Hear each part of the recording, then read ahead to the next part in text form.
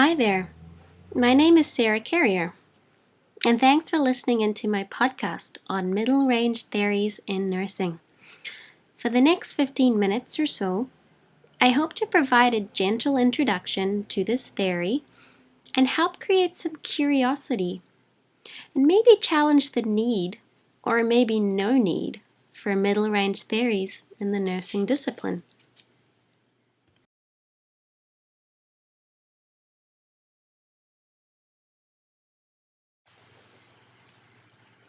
In this podcast, I will go over what is middle range theory and a very brief touch over its roots. I will then go over the purpose and characteristics of middle range theory and include some criticism. Then I will explain the layers of middle range theory, which are high, medium, and low. And finally, I will end with what does middle range theory hold in the future of the nursing discipline? And of course, your module questions.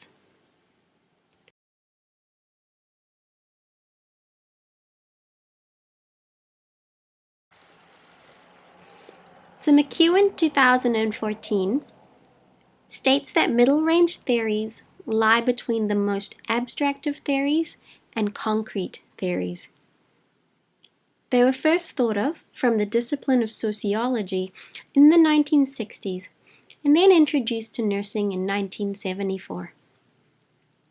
However, it wasn't until the late 90s that middle range theory was called to specific address the development of the nursing discipline. Leon Smith described that a nurse theorist spins ideas for research and practice into a single thread. And then we take these multiple threads to help form the bigger product, which in our case is the discipline of nursing. Middle range theory is a way of crafting research and practice links together. Leon Smith further states that theories that offer a new direction will emerge from historical contexts and are defined by the time that they are in.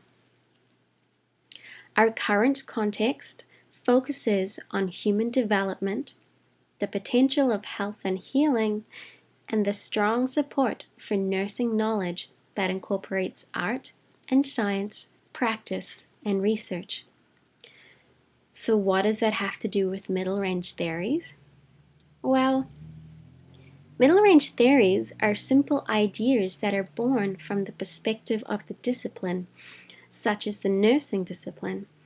And if we are in a time of developing understandings of the human experience and what it means to be healthy, and also what it means to be a nurse, then maybe we are in the right time to further articulate our discipline and our role by using middle range theories.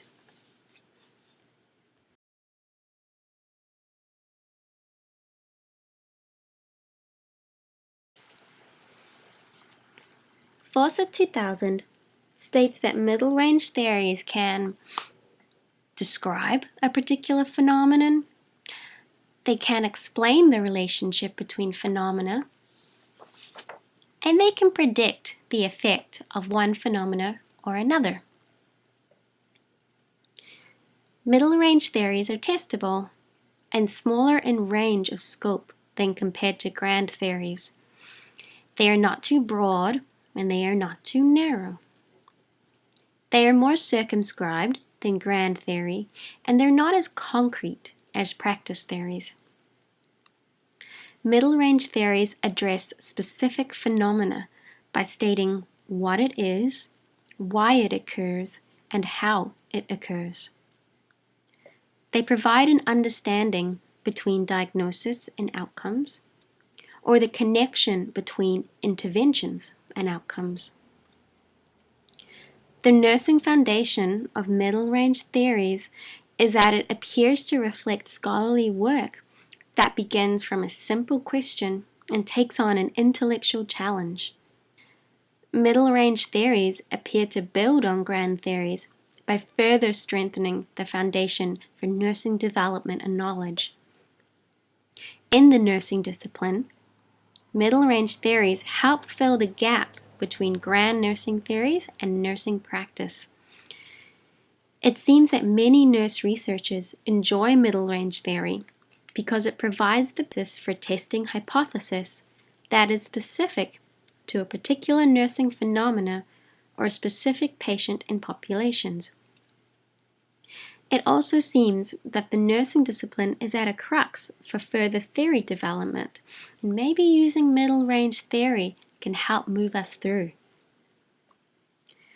The purpose of middle-range theory is to describe, explain, or predict phenomena, and it must be explicit and testable. Because of these functions, middle-range theory is easier to apply in practice-based situations and is great in using as a framework for research studies. By applying middle-range theories, nurses can change and improve a specific condition or conditions of nursing care. Examples of middle-range theories include work done on quality of life or even health promotion.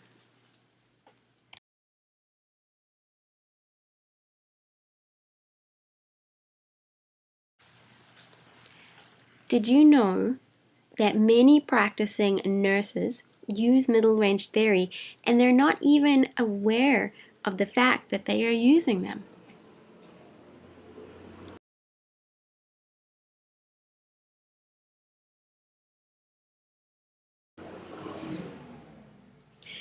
So how do you identify what are middle-range theories? Well, their principal ideas are simple and straightforward. They have a particular focus. They consider a limited number of concepts, and they consider a limited aspect of reality. They are also open to empirical testing. Middle-range theories focus on the patient problem and possible outcomes, and they also focus on the effect of nursing interventions on patient outcomes. Middle-range theories provide a nurse a foundation to state a hypothesis, empirically test it, measure and code the concept, and then adopt the results into changing nursing practice. They address two or more concepts and examine their relationship, such as health promotion and comfort, or health promotion and coping.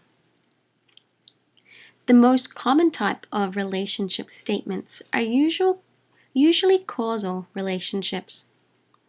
This is when one variable or a proposed change in that variable or concept is associated with a change in another variable or concept. Criticisms of middle-range theory, as described by Lee and Smith, stem from grand theory advocates. The oldest sibling picking on the middle child. These include ideas that the concepts of middle-range theory is too low in intellectual ambitions, that completely excludes and differentiates itself from grand theory, that it will cause the nursing discipline to break into smaller parties or unrelated specific theories, and that the final outcome will end in a positivist conception of nursing theory. FYI, Lee and Smith state that there is no evidence to actually support these criticisms. However, when you're answering your module questions, have any of you come across any sound evidence to support middle-range critics? Then I urge you to challenge those in the group who may be pro-middle-range theory.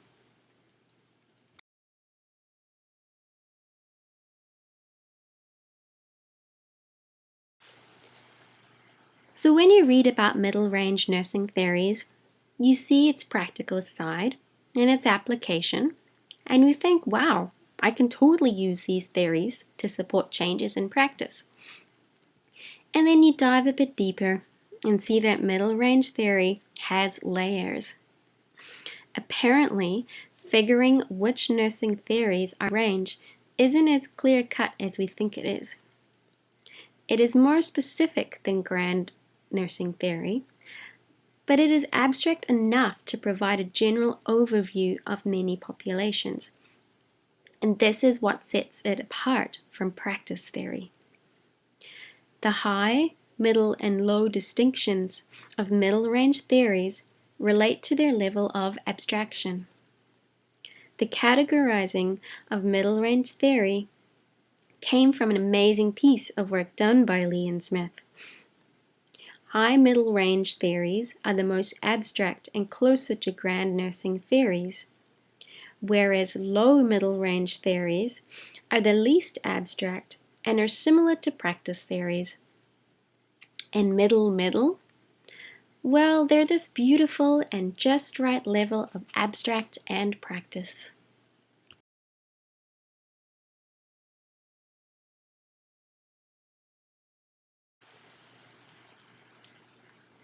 High middle range theories are the most well-known and mostly used in nursing. An example of this is the Synergy model for patient care that was developed by the American Association of Critical Care Nurses.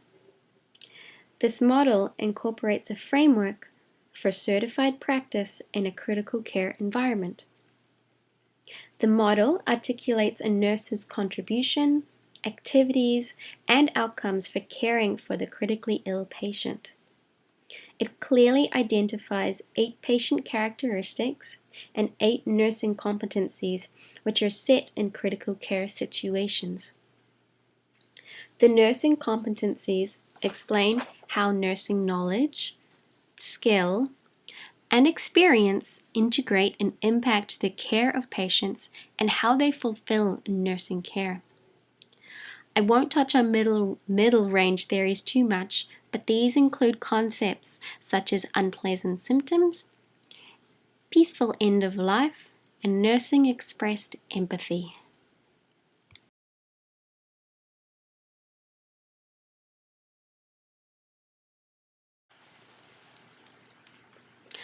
Then on the other side, there are low middle range theories that describe phenomena directly related to nursing practice. For example, the concept of chronic sorrow conducted by Eakes, Burke, and Hainsworth was introduced to describe grief observed in parents with children who had mental deficiencies. It was developed to help analyze individual responses of people experiencing chronic disparities such as caregiving responsibilities or losing the perfect child. This concept described that a person had a perception of sadness or sorrow with no predictable end, and they appeared to be stuck in this vicious cycle. From a nurse's perspective, understanding that what they are going through is actually a really normal response, and almost stepping into their shoes to see their sorrow from their unique perspective allows a nurse to then develop positive coping skills and strategies for that person. It allows the nurse to demonstrate empathy and that we appreciate their uniqueness.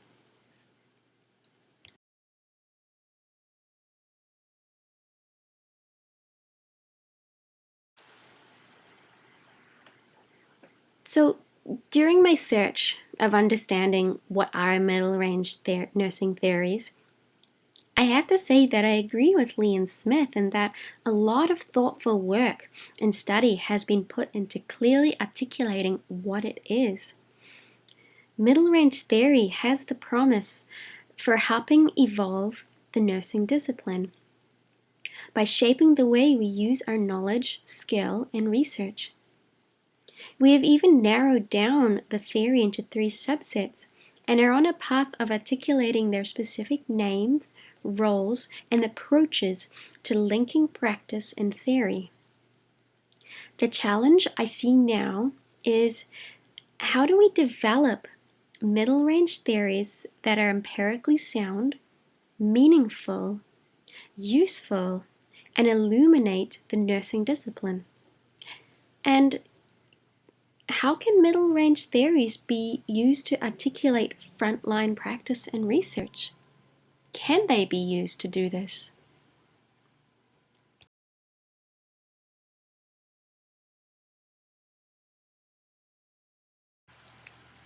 So with that in mind, here are your Module 7 questions. Question 1. How can middle range nursing theories support the advancement of nursing practice? Going back to what I just mentioned about how can middle range theories be used, or can they be used to articulate frontline practice and research? Question 2. Using either Walker and Advance or its theory analysis from Chapter 5 in our texts, McEwen and Wills, 2014, choose one middle range theory and perform an analysis and evaluation of it. By the way, in that text, chapters 10 and 11 have some pretty cool information on middle range theory. And then continuing with the question from Module 6, question 3, because we had such a great discussion that I feel it has to continue. State your argument on why Nightingale's theory classifies or does not classify as a middle range theory.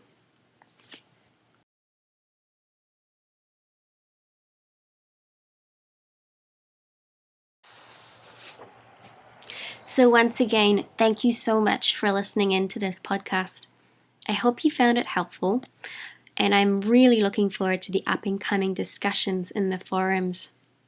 I love interacting with such a curious group of nurses and being surrounded by individuals who make our discipline pretty unique and awesome.